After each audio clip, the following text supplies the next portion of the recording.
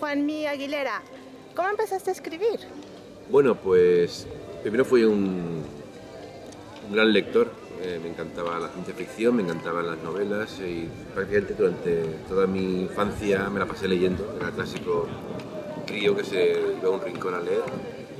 Y creo que entre toda esta gente, la gente que es muy aficionada a leer, llega un momento que se plantea el empezar a plasmar tus propias historias.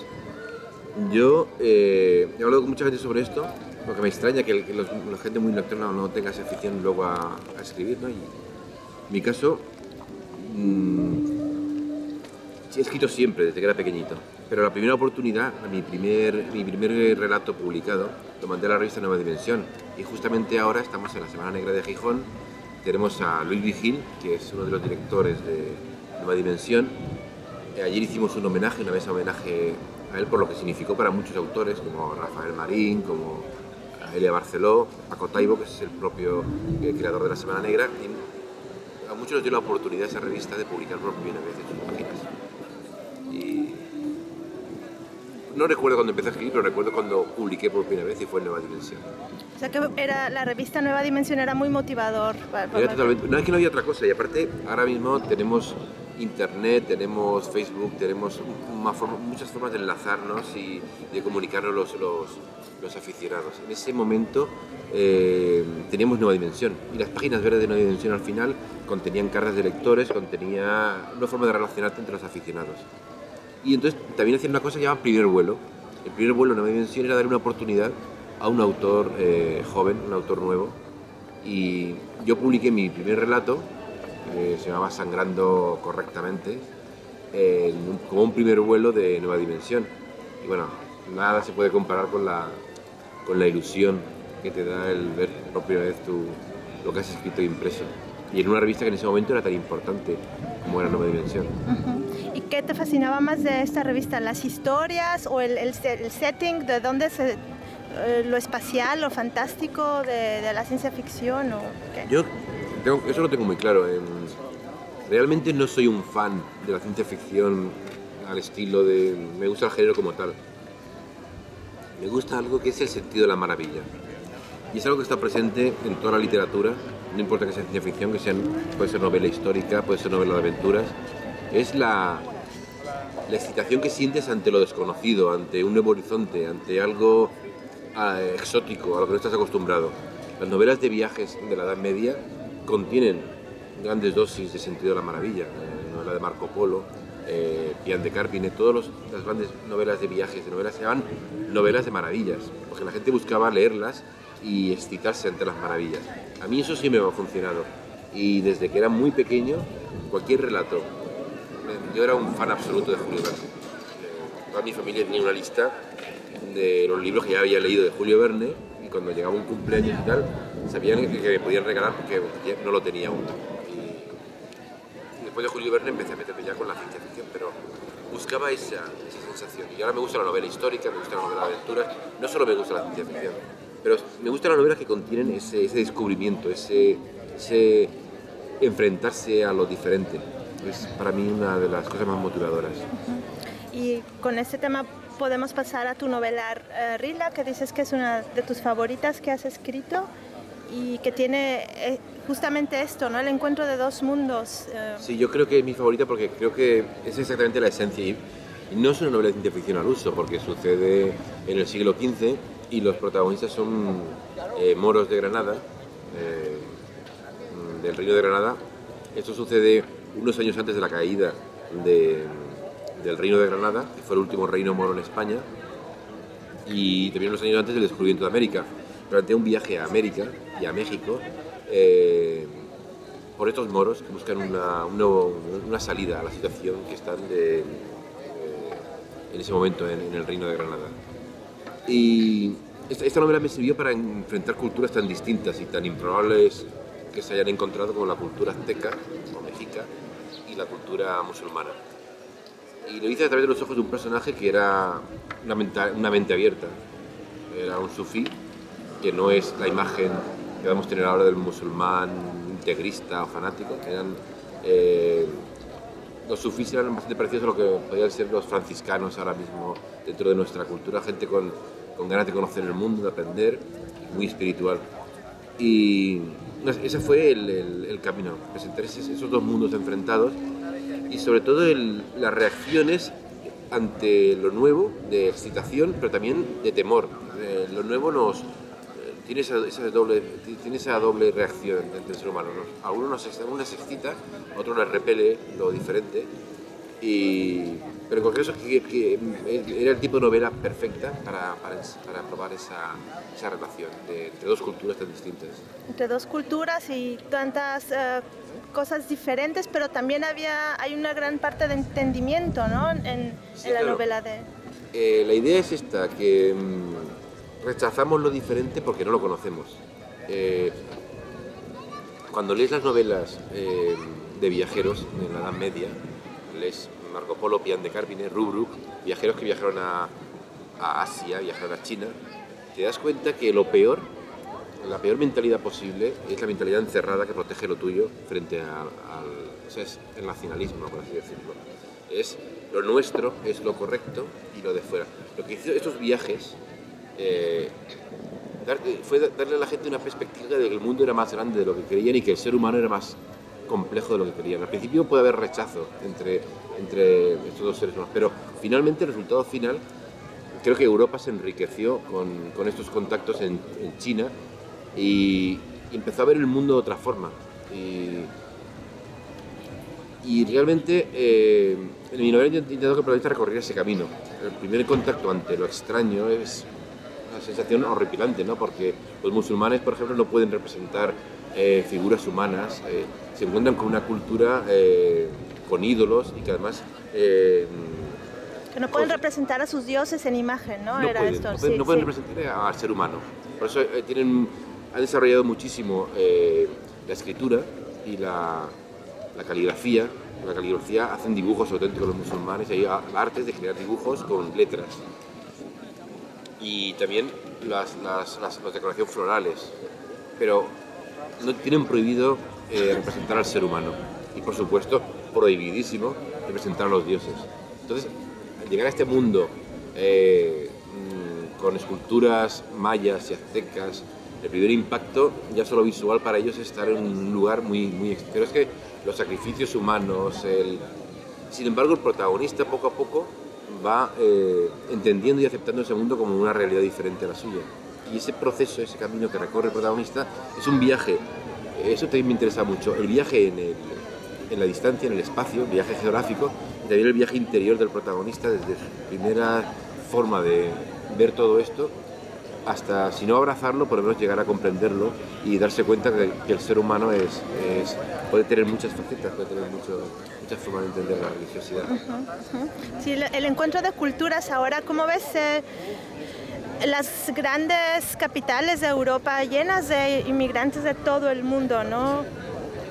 ¿Se acerca más, hay más entendimiento, más rechazo? ¿Cómo se produce esta cosa, desconocido miedo? Yo creo que ante esto la vida es tan corta que vemos un fotograma de la realidad.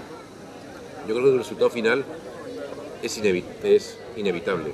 O sea, finalmente el mestizaje se va a ser todo y no va a existir la raza pura ni el concepto nacionalista. Yo creo que estamos en ese proceso y el desconocimiento y la ignorancia es lo que ha provocado la separación entre la gente y el miedo. A mí me gusta mucho la película 2001, es mi película favorita. Me encanta la escena del principio, cuando los monos expulsan a unos de la charca y luego llegan esos y los expulsan a ellos. Es la idea de que lo que está más allá de tu horizonte, tú estás metido en una especie de charca con tu agua y tu gente, y lo que está detrás de la loma más cercana puede ser una agresión para ti, y tienes miedo ante eso. Esa mentalidad la tenemos en los genes, estoy seguro. O sea, tenemos en los genes, tenemos un gen de la xenofobia y el gen del rechazar, pero creo que eso se cura con el contacto con otros seres humanos, con el conocimiento. Y eso es perfecto hablarlo aquí porque estamos en la Semana Negra, que precisamente la esencia de la Semana Negra es el mestizaje en todos los aspectos. En el aspecto cultural, en el aspecto aquí, coincidimos escritores de todas partes del mundo, pero también todos los géneros están mezclándose y compartimos ideas. todo eso es enriquecedor y todo lo que sea la endogamia, el quedarte solo con lo que te rodea es empobrecedor. Y yo creo que podemos estar ahora deprimidos pensando que estamos en un momento malo, porque vemos que la gente puede rechazar a los inmigrantes y tal, pero es un fotograma de la realidad lo que estamos viendo. Sé que el final va a ser el mestizaje absoluto de la raza humana y la relación entre todos. Y en el enriquecimiento. Todas las culturas que se han enriquecido son culturas mestizas, son culturas que han aportado diferentes cosas de diferentes. En España somos una cultura mestiza de un montón de pueblos que han pasado por así. Los que piensan en la pureza, las esencias, son unos estúpidos. Y sobre todo, un español que piense en una esencia pura, es un estúpido que no conoce su propia historia. Tenemos influencias de musulmanes, de italianos, de todos los pueblos que han pasado por aquí. Y esta noche presentas tu nueva novela en la Semana Negra, La Zona, que también es un poco un fotograma de una parte de la realidad que tú dices, ¿no? Sí, yo creo que en el fondo siempre he escrito sobre lo mismo, aunque haya escrito ciencia ficción o novelas históricas como es el caso de Rila, o más fantásticas, siempre he escrito sobre el otro, o sea, la relación entre el miedo o lo que estamos hablando, ¿no? Ante otras culturas. En este caso, La Zona es una novela aparentemente dentro de la moda zombie o la moda de infectados y todo esto, pero lo que está hablando es de una zona en el sur de España, en Almería, que es El Ejido, donde se puede ver desde el espacio. Está todo cubierto es impresionante ir allí, está todo cubierto de invernaderos de plástico. Y ahí se cultiva prácticamente todo, la mayor parte de la verdura, de las frutas que se consumen en Europa. Que ha permitido una buena cantidad de verdura a un precio bastante bueno. Y para tener esto recibieron muchísimos inmigrantes, sobre todo subsaharianos, que cruzan el estrecho, ilegales de África. Una cosa que nos llamó la atención cuando estábamos visitándolo junto con Javier Negrete, que era escrito junto con él, visitamos esta zona de El Ejido, y es que a los inmigrantes el tiempo de permanencia de un trabajador en un puesto de trabajo llegan de África, muchas veces movidos por mafias de países en los que tienen problemas gravísimos, y estos inmigrantes suelen estar 3 meses trabajando en los invernaderos recogiendo fruta y tal. A los 3 meses los despiden y se quedan por ahí deambulando hasta que al final se marchan y buscan trabajo en otro sitio. ¿Por qué 3 meses cuando siempre piensas que en nuestra cultura capitalista cuanto más aprendes, cuanto más sabes, mejor trabajador eres, ¿no? Entonces la realidad es muy diferente. Están 3 meses porque los 3 meses aprenden el idioma español, aprenden sus derechos, y ya no son interesantes como mano de obra, y los despiden. Cogen a otros que llegan sin saber hablar español, sin saber que aquí tienen unos derechos. Entonces pensamos que lo que se buscaba era como el zombie haitiano, ¿no? El zombie que es el trabajador sin mente, que hace una... Y esto nos hizo pensar sobre cómo podría ser el futuro de la humanidad, ¿no? Que queremos gente inculta a la que explotar para luego alimentar a los países que consideramos del primer mundo. Y a partir de esa metáfora, bueno, La Zona. Te digo 2 conceptos, tú me dices lo primero que te viene a la cabeza, ¿vale? Philip K. Dick, cienciología. De programación. ¿Chocolate o regaliz? Regaliz. ¿Teatro o karaoke? Teatro. ¿Seguro? Vale, karaoke. No, me gusta el teatro. No, el sí. karaoke es para pasar un mal divertirnos, pero bueno, prefiero ir a bueno, depende de la obra y depende de la canción. Depende de la obra y la canción, claro. Bueno, otra pregunta. ¿Tú qué crees que va a pasar el 21 de diciembre de 2012? Yo creo que el mundo se va a terminar. No, es broma. No creo que vaya a pasar nada. No creo hay una cosa que quiero dejar muy clara. No creo en nada que no esté demostrado científicamente. Entonces, nunca hay que relacionar la ciencia ficción o lo fantástico con las historias esotéricas y todo esto. Sí. En general, casi todos los escritores que conozco, no conozco a ningún escritor de novela, ningún profesional de novela fantástica que crea en estas cosas. los mayas tienen un concepto del tiempo que a mí me parece fascinante y muy interesante, sobre todo comparado con el concepto del tiempo que tienen los aztecas. Para los mayas, el tiempo son dos ruedas que se engarzan y se van relacionando unos días con otros, una rueda pequeñita y una rueda grande. Para los aztecas el tiempo era una hoguera en la que nos quemamos. Me parece increíble la diferencia cultural, aunque luego tienen un sistema muy parecido al maya.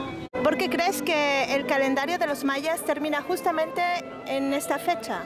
Pues precisamente porque estas dos ruedas, la que te comentaba, dos ruedas que se engarzan, las pueden hacer girar y es como una especie de computador para calcular una serie de fechas sin límite. Ellos podrían calcular la fecha de dentro de 1 millón de años si quisieran. Pero claro, lo grabaron en una piedra y se les acabó la piedra. Y dio la casualidad que se les acabó el 21 de diciembre del año 2012. Si hubieran tenido una piedra más grande, probablemente el fin del mundo sería el 21 de diciembre del año 2030. Entonces no creo que pase nada, de verdad, no creo que haya que preocuparse. Yo creo que sí que estamos en un momento en el que el mundo parece que está cayendo, está derrumbándose, es fácil ser pesimista, estamos en una crisis tremenda, pero creo que sobreviviremos al 2012.